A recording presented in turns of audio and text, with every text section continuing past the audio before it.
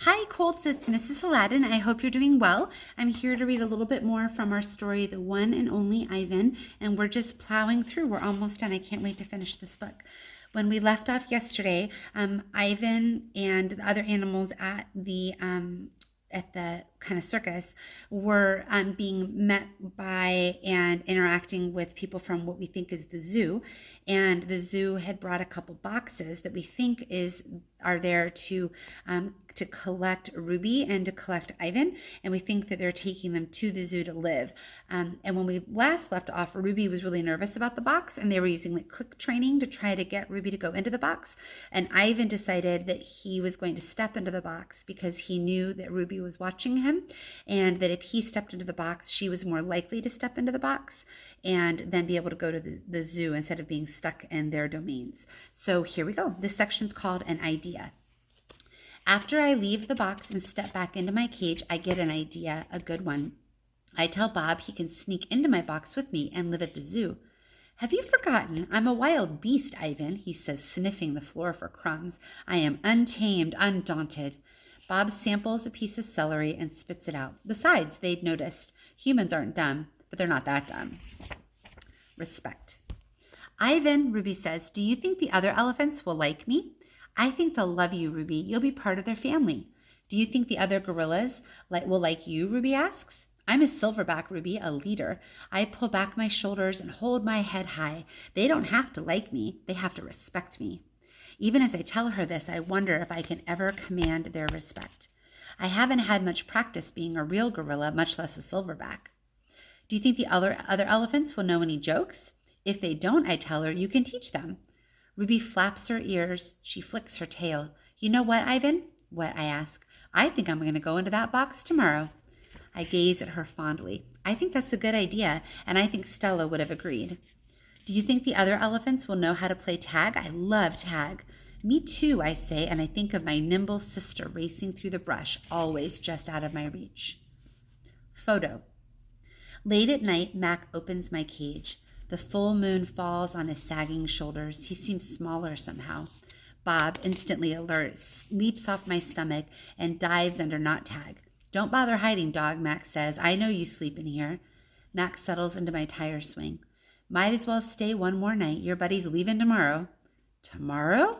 My stomach drops. I am not ready. I need more time. I haven't said my goodbyes. I haven't thought this through.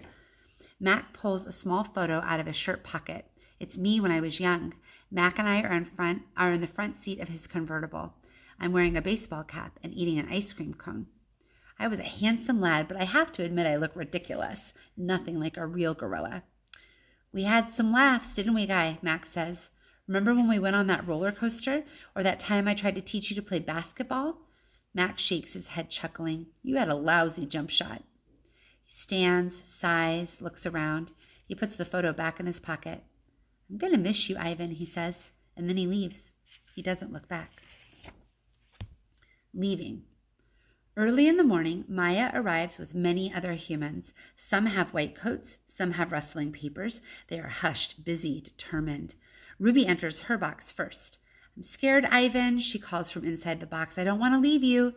A part of me doesn't want her to leave either, but I know I can't tell her that. Think of all the amazing stories you can share with your new family, I say. Ruby falls silent. I'll tell them your elephant joke, she says after a long pause. The one about the refrigerator? I bet they'd like that. And be sure to tell them about Bob and Julia and me, I clear my throat, and Stella. I'll remember everyone, Ruby says, especially you. Before I could say any more, they roll her cage out onto a waiting truck. It's my turn. Bob is hiding in a corner beside my pool. The humans don't even notice him. While they're busy making sure my box is ready, Bob sneaks over. He licks my chin just in case there are any leftovers. You, I whisper, are the one and only Bob. I reach for Not Tag. She is a limp rag without her stuffing. Dribbles of paint cover her fur. I hold her out to Bob. He tilts his head confused. To help you sleep, I say. Bob takes her in his teeth and slips away. Good boy. Good, Ivan, good boy, Maya says when I lumber into my box. I hear the clicker, and I'm rewarded with a tiny marshmallow. When I'm settled, Maya gives me a sweet drink that tastes of mango and something bitter. My eyelids grow heavy. I want to see what happens next, but I'm sleepy, so sleepy. I dream I'm with Tag and we're swinging from vines while Stella watches. The sun slices through the thick ceiling of trees and the breeze tastes like fruit. Moving. My eyes flutter open. The box is moving. I'm in the grumbling belly of some great beast. I fall back asleep. Awakening. I awake to glass and steel. It's a new cage, not unlike my old cage, except that it's much cleaner. Maya's here, and other humans I recognize. Hey there, Ivan, Maya says. He's coming too, guys.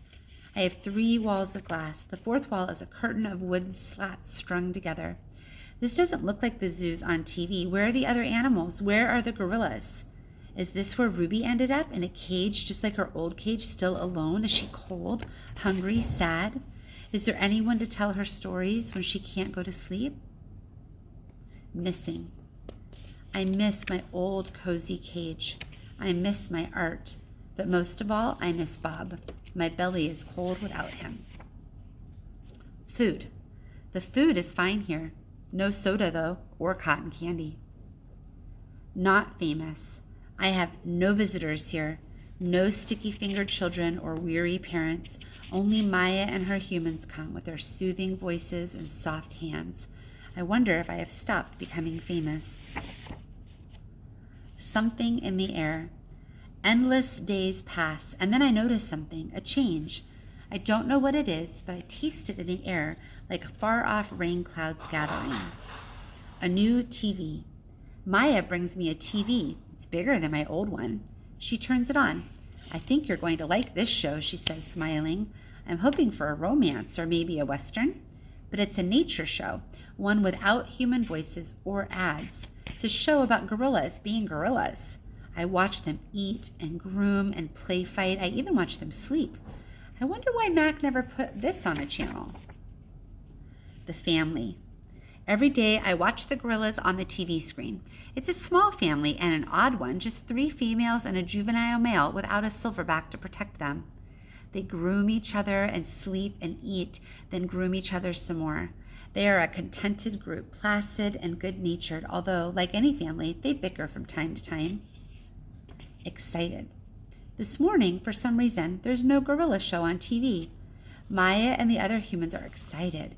They chirp like birds at dawn. Today's the day, they say. I've watched many humans watch me, but never have they look so happy. Maya goes to the wall of wooden slats. She grins goofily. She pulls a string. What I see. Gorillas. 3 females and a juvenile male.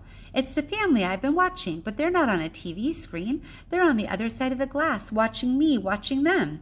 I see me, lots of me. Still there. I cover my eyes. I look again. They're still there. There's a picture of me.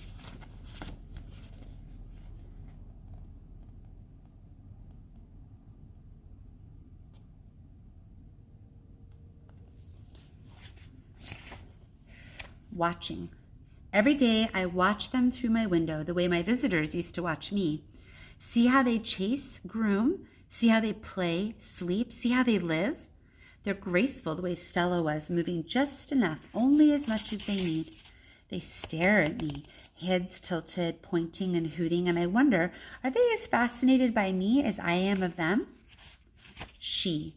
Her hoots make my ears hurt. I admire her intact canines from afar. Her name is Kanea. She is faster than I am, spry, and probably smarter, although I'm twice her size, and that too is important. She is terrifying and beautiful, like a painting that moves. All right, well, we'll pick up tomorrow and see what happens to Ivan now that it seems like he's in a zoo. And it seems like he was watching the same family on the TV and now he's watching them in real life. Do you think he's going to be put into their habitat and start to live with them? I wonder. I guess we'll find out tomorrow. All right, friends, I'll see you later. Bye, everyone.